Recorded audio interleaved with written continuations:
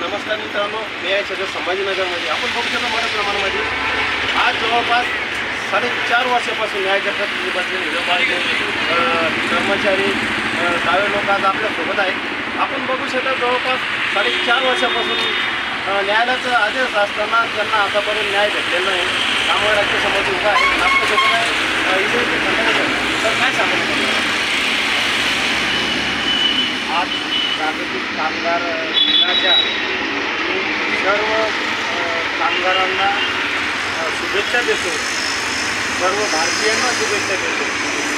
सांगायचं एक की आम्हाला 4-4.5 वर्ष झाली. आज 1699वा दिवस आमच्या साखळी उपोषणाचा आहे आणि या ठिकाणी आम्ही उपोषण याच्यासाठी करतो की त्या कंपनीने जे काही कायद्याने घालून दिलेला जो हिसाब आहे, एक्स्ट्रा आम्हाला कुठलाही 1 रुपया लागत नाही. जो कायदा देतो तेवढाच पैसा आम्हाला त्या कंपनी व्यवस्थापनाने द्यावं.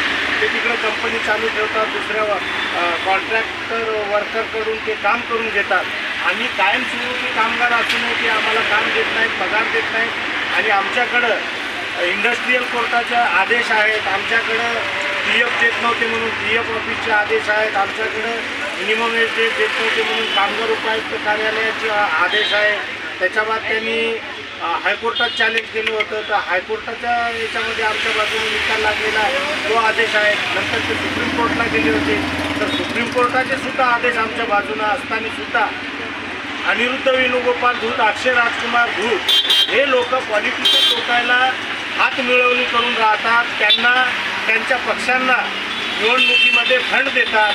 मग तो कुठलाही पक्ष असो आणि इतर कुठलाही आमदार असो, खासदार असो किंवा इतर कुठली मीडिया असो, मीडिया बांधवांना सुद्धा माझा राग येऊ नये. तुम्ही माझी न्यूज देत आहे, मी तुमचे धन्यवाद व्यक्त करतो.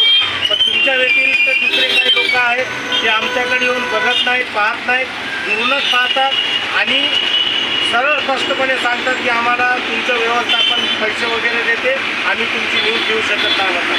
मला एकच म्हणायचं की आज 2024मध्ये आज 5 वर्ष होतं येत आहेत आणि जे देवेंद्र फडणवीस साहेब मुख्यमंत्री होते, उद्धव ठाकरे साहेब उपमुख्यमंत्री होते, त्यावेळेसपासून 27/8/2019 पासून आम्ही या ठिकाणी साखळी उपोषण करत आहोत. आजपर्यंत आमचा कुठलाही प्रश्न मार्गी लागलेला नाही.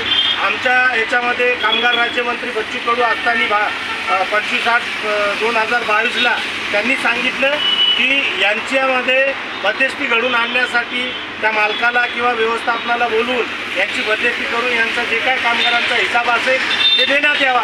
पण अद्यापपर्यंत इथं कार्यालय कुठल्याही प्रकारची अडचण करायला तयार नाही.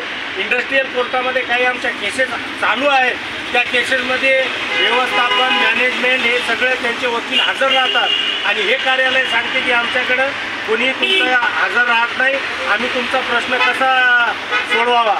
इथले कलेक्टर साहेब असतील, इथले तहसीलदार असतील, पोलीस आयुक्त साहेब असतील, जे कोणी आमचे कामगार उपायुक्त साहेब असतील, हे जे कोणी लोक आहेत, या लोकांनी या धूत साहेबाला जे काय अक्षय राजकुमार धूत, अनिरुद्ध धूत यांना आमच्या थ्रू काहीतरी एखादं मॅसेज द्यावं आणि आमची काहीतरी बैठक घडवून आम्हाला आमच्या गरीब कामगारांना आम्हाला पैसा देण्यात यावा, एवढंच आमचं म्हणणं आहे.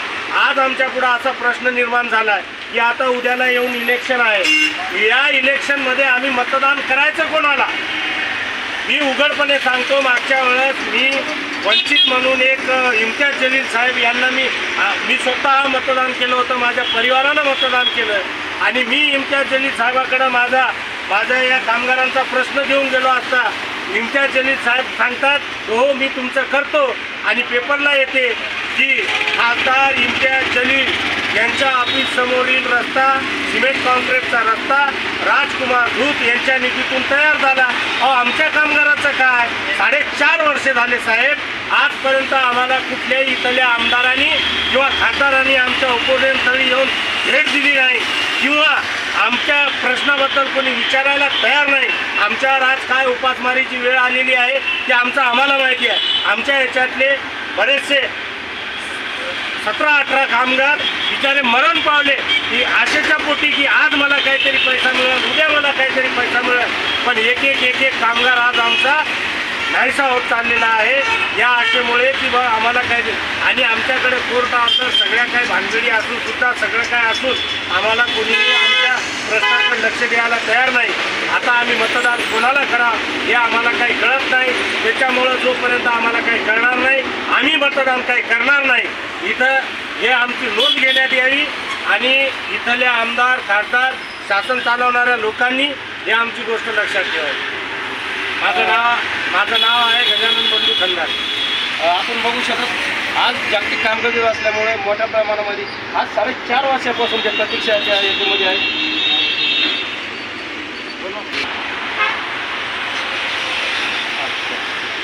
आपल्या खंदारे साहेबांनी सांगितलेलं आहे आजपर्यंत आपल्याकडे कोणी आमदार खासदार घेऊन बघत नाही।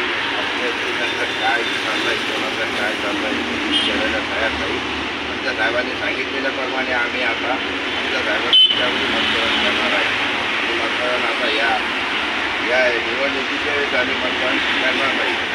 आणि या उपक्रमाला आमचे 4.5 वर्ष झाले तरी पण आम्ही येऊन जाऊन त्याच्या मार्फत कमीत कमी वैजापूरून 80 किलोमीटर अपडाऊन करतो नाही या इंडियन उपोषणासाठी। तरी आमच्याकडे कोणी लक्ष देत नाही। त्यामुळे आमच्या खंदारे साहेबांनी सांगितल्याप्रमाणे आम्ही ते करणार आहोत। आपण बघू शकतो जवळपास हे कामगार 4.5 वर्षापासून उपोषणाला बसलेले आहे आणि ते प्रतीक्षा न्यायालय कारण न्यायालयाच्या आदेश असताना सुद्धा त्यांना आतापर्यंत न्याय भेटलेला नाही। या संदर्भात कामगार उपायुक्त काय निर्णय घेतील याच्याकडे सर्वांची बाजी लागू आहे। आणि आता लोकसभेचे इलेक्शन असल्यामुळे यांना सर्व 350 कामगारांना निर्णय घेतलेला आहे। यावेळी ते मतदान करणार नाही। 350 × 700 मतदान त्यांचा जवळपास ते मतदान बहिष्कार टाकणार आहे। पात्रा संभाजीनगर सुपर महाराष्ट्र चॅनल देखील।